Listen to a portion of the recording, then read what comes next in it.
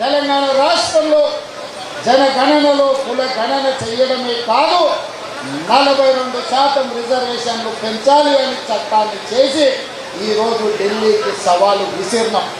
ఇవాళ తెలంగాణ రాష్ట్రంలో రిజర్వేషన్ల కట్టుబడ్డ చంద్రశేఖరరావు, బండి సంజయ్, కిషన్ రెడ్డి, రామచంద్రరావు గారు మన సవాలు, మన పోటీ మన సవాలు ఢిల్లీ మీద, నరేంద్ర మోడీ మీద, భారత ప్రభుత్వం మీద మనం సవాలు విసురుతున్నాం. నరేంద్ర మోడీ గారు ఎన్డీఏ ప్రభుత్వానికి జంతర్ మంతర్ చౌరస్తా నుంచి నేను సూటిగా సవాలు విసురుతున్నా. మా డిమాండ్ను ఆమోదిస్తారా, లేకపోతే మిమ్మల్ని గట్టెదించి ఎర్రకోట మీద 3 రంగుల జెండా ఎగరేసి,